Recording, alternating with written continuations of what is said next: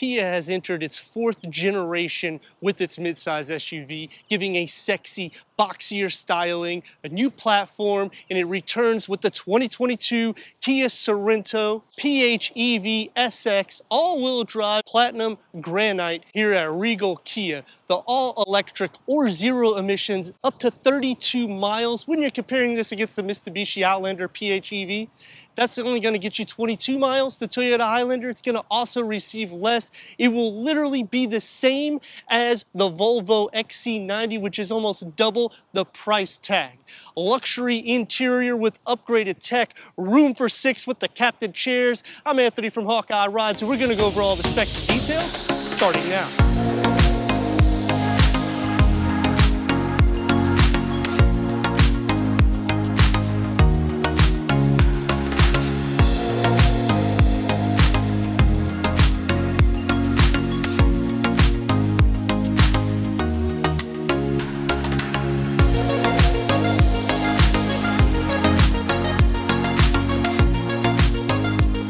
Sorento Plug-in Hybrid SX receives standard all-wheel drive. That's going to include your torque vectoring, your center locking differential, increase ride height by 1 inch with the approach angle at 16.8 and the departure angle at 21.3, a wide sleek profile at 74 inches and an overall height at 66.7 inches. We're going to start off with your LED headlamps and fog lamps, your signature daytime runnings that integrate into the gloss black of this tiger nose grille, and I like the styling cues because it does look more muscular and more strong whenever you're looking at it at a rear view perspective. Going down the lower bumper trim, you're going to have some side curtains with the gloss black, and the gloss black is entered into the center as well. And the sporty / luxury styling that you're receiving with the Sorento, comparing it to the Mitsubishi Outlander, is going to be a lot more settled. That's going to be more in your face with the 2 grille. If you're comparing it against that Toyota Highlander,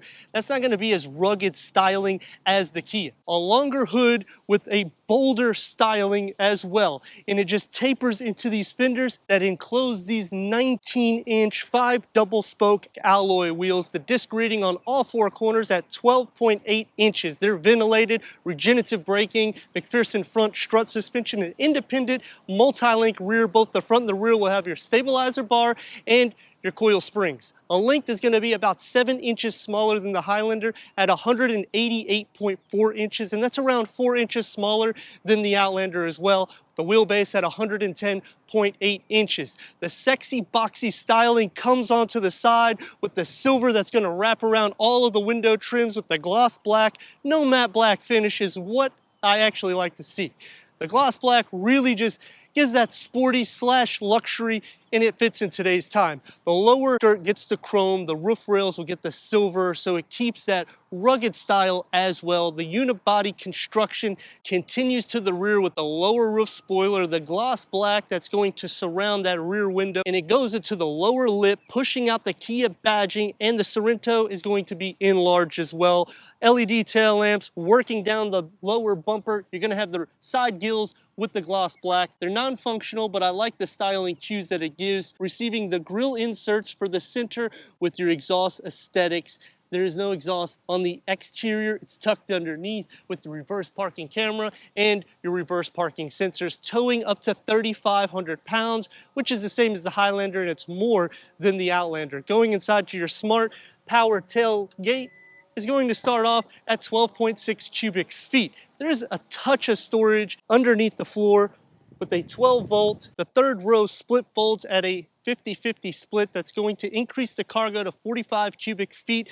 Push the button to recline those captain chairs to max at 75.5 cubic feet, which is going to be more than the Outlander. However, it's going to be a little bit less than the Highlander, but again, almost 7 inches longer the Highlander is compared to the Sorento. The sexy Kia Sorento comes back for the year, and it keeps that rugged styling, and it backs the performance with a 1.6 liter turbocharged GDI plug-in hybrid with a total output of 261 horsepower and 258 pound-feet of torque that's paired to a 6-speed automatic transmission, achieving 79 mpges. If you go only gas, it's 34 mpgs. This is going to be more than the Mitsubishi Outlander, and the fact that we can compare this against a luxury vehicle like the Volvo XC90, which gets the same range full electric at 32 miles.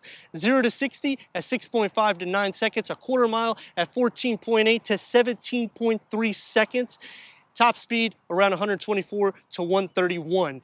And looking at the rivals of your Toyota in the Mitsubishi, I like the boxy styling on this. I think they did an excellent job. It gives you a little bit of the ruggedness. It gives you the MPGs that you need. And you know, at the end of the day, it has a better warranty. Let me know in the comments what you think about the 2022 Kia Sorento PHEV as we go into the interior, go over the tech, and take this for our test run. Entering inside the Kia Sorento PHEV at 40.3 inches of headroom, 41.4 inches of legroom, black Syntec bucket front seats, 10-way power adjustment for the driver, 8-way power adjustment for the passenger. They're heated. I like the more boxy styling in the interior as well, because you're going to have more space, especially with the dashboard layout. Now, 2/3 of it is covered with screens. The other, you're going to have some aluminum materials with contrast stitching, and I do like the configuration because it gives you the gloss black that's going to surround nearly 2/3 of the dash, starting with the upgraded 10.25 touchscreen with navigation plus map care. You got the pinch, you got the swipe. This has your Kia Connect with UVO, Sirius XM, Apple CarPlay, Android Auto, AM, FM, Bluetooth connectivity. Into your PHEV, and this will show you for your battery charge. Shows you all your information. You can also click here and you have a dual screen, so that way whenever you're doing any of these things, if the person on the passenger side wants to change the radio station, they can do so. Switch to reverse. You do have full trajectory. It is not the whole screen, but you do have the front and rear sensors. You can also change the different camera angles for your tow and to make it a little bit more wider for your reversing. Working down, you're going to have your dual climate control settings. You're going to have a total of 8 central air vents. And I like the way that it sets because it hits your knees, it hits your head. You can kind of configure it to make you feel air everywhere. Open up in here to your wireless charging pad, 3 more USB ports, and a storage area. Working down a little bit more, your rotary gear knob, and this is pretty much derived out of the Genesis. So you're getting luxury amenities inside the Kia. You have your driver mode select with that center locking differential. You can do your EV 100% for 32 miles just by pushing it. Unfortunately, you have to charge the battery up quite a bit to do that. Cup holders, you can easily fit a 16.9 ounce water bottle. I would say a 32 ounce is fine. You have another area here that you can put your key fob and another area that you can put a larger phone. Open up inside here to a huge storage container. It's wide, it's deep, and you have a little tray that's in the top. It's a little hard to put it back. Once you figure it, you got it. In a little area that you can put some envelopes. Elbows are going to be relatively soft, and that's going to be a nice attribute because it's stressing luxury. Leather wrap steering wheel, you're going to have the multi-function gloss that's going to surround it with the metal, paddle shifters. The gauge cluster will receive a 4.2 gauge cluster that can go through an array of information, which is good because you can really tackle and see your MPGs and your MPGEs. For the door panel, harder materials on the top. You're going to get the leather red with that silver contrast stitching, and I like the pattern design, one touch up and down for all the windows with the gloss black inserts. Storage, I would say, can fit about 4 16.9 ounce water bottles. And the best part about this particular car is the fact that we have charging ports in every single row, which you're going to see. Let's go to the second row so I can show you. For the second row, 39.1 inches of headroom, 41.7 inches of leg room. The best part about this is you can adjust these seats 4 ways. So pulling it forward, this is probably the way I'm going to sit when I go into the third row, so you can really see the optimal space. You can also slide it all the way back, and you can also recline it, which I'll also show you how it would look if someone was a jerk in the second row, so that way it'd be tough for the third row. You're going to see. But realistically speaking, you have a lot of space in this second row with the captain chairs. You receive a USB, a 12-volt, your air vents in the center, and behind both of the front seats, 2 more USB with storage as well. So again, you can plug a lot of devices like I was saying in the front. For the door panel, the same segment comes into the rear with the pattern, harder materials, and the gloss black. One bottle can fit in the top, one in the bottom, and it may kind of lack a little bit, but you could put a flask in these door panels. So that is a pretty nice attribute. This can also adjust to make it a little bit more easy for you. You have a little side pocket here that you can put your cell phone, iPad, but you know what? Sitting in the second row isn't the problem. It's the third row, so let's adjust this so I can see how I fit back there. Sitting into the third row, 36.8 inches of headroom, 29.6 inches of legroom. So if I adjust the seat all the way like I was showing you in the second row, I can fit without any issues. There is a little bit of an issue here though. My leg sits up and there's nothing to rest my arm, and it's all harder materials. The good thing though is you have USB ports on both sides. The cup holder, unfortunately, is back here. So what happens, because it's back here, it actually makes it a little bit uncomfortable for the ride, only because if it's cold or hot, you're going to constantly be hitting it and you can't really relax like you would in the second row. But if you have to fit 2 more people, my dimensions, it can be done. The easy part, just push here. Now let's go for that test run. Taking the 2022 Kia Sorento PHEV out for our test run. One thing that you'll notice right off the top is when the engine is engaged, it becomes very loud. When it's not, it's very quiet, no dual pane windows. And the set, it is about 1 inch more in the ride height. So you do feel that, but because the way the door panels and everything's laid out, you actually feel like you're sitting down. So I do like how they kind of mask it as well, because it's pretty nice that you feel sporty, yet luxurious, and a bit rugged all mixed in. The engine note though can be heard pretty much at any given speed. So that is something that it's not necessarily the greatest, but you know, that's what you're going to expect with the 1.6 liter turbocharged. But give it some gas.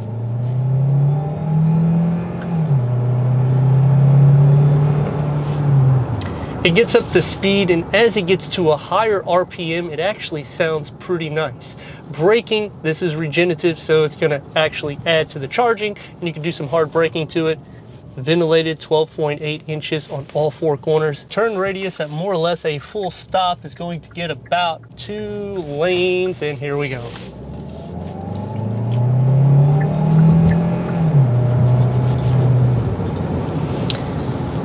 It's still pretty quiet for the most part, so it's composed. The ride feels ultra soft. Now there is 3 things I like and 3 things that I dislike. Is anything more than that, I'd be buying this vehicle. To start off with the things that I like: charging ports, storage in every single row, awesome. When you compare this to the rivals of Mitsubishi, Toyota, or even Volvo, you actually have more storage in this car. From a stop point,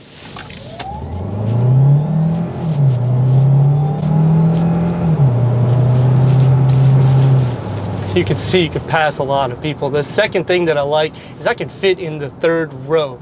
Can't do very easily in the Mitsubishi Outlander. It's really tight. The same thing goes for the Toyota Highlander. You have to do a lot of adjustments. Even if you put the seat all the way back, as you saw in the interior specs, I could still fit. And again, the storage and charging ports. The last thing that I like about it is this is compared with luxury that's like $20,000 to $30,000 more. I reviewed these vehicles, and when I do, I'm always like, wow, this is so much luxury. But you're getting a deal when you get into the Kia, because you're still getting all that luxury. You actually get a better warranty too. On the flip side, 3 things that I dislike about the vehicle is the center area here. I like that they did the Genesis gear knob. It's really cool. It's just, my arm kind of just flops because the way the center is, it kind of pushes back a bit, and I have a little bit longer arm. Even if you were shorter, I think it would be a little bit even more difficult because you would just basically be fitting your elbows. The second thing that I dislike is the cargo. You don't really have anything underneath the floor, and you really can't fit much unless you put the 3rd row down. When you compare it to the rivals, it's okay, I guess. I mean, it kind of fits, but Toyota is going to be a little bit better, but it's 7 inches longer, so you do have to take that in consideration. The last thing that I dislike with these PHEVs, a lot of people don't really comprehend or understand. 110 volts, which is a normal plug that you would plug in your iPhone or whatever, takes 12 hours to fully charge 32 miles of 0 emissions. Now, if you have a 220 volt, you can get it done in 2.5 hours. It's just, a lot of people don't really explain this, and you're like, oh wow, 2.5 hours, or if I drive, That's not the case. You really have to plug it up overnight, and chances are, it may not be fully charged, so you really have to take that's half a day. So I just wish that they would explain that a little bit more with these EV cars, or even the PHEV cars, because they don't really stress those elements. They just say how much the range is and how great it is, and you can charge it so quick. But realistically speaking, unless you want to spend a lot of money, it's going to take you 12 hours. Stop in the middle of the road, 261 horsepower.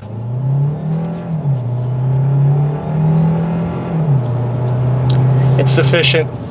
I mean, if you're looking for an alternative to Toyota's hybrid technology, I do like where Kia is going in. They're really projecting in the next few years to have a lot of fully EV cars. So they are doing a lot more in the technology, and I like that we have the capabilities to get the MPGEs that we're getting with the combined numbers. And even if you just go full gas, 34 miles per gallon, that's pretty good for an SUV that can fit 6 people. So you do have all those attributes. Dynamics, it's not going to be, you know, the most sport derived. It'll be boaty, but the rugged performance styling that you get, you can see without any issues. They even add the little window on the side to make sure that the visibility in the front is good. Looking into the back, it's a little bit long, but it's again like a mid-size SUV, so it's not too bad. You have the blind spot monitoring, you have your lane keep assist, you also have your frontal collision with pedestrian detection and your reverse cross traffic alert. So you are pretty much taken care of on all perimeters of the vehicle.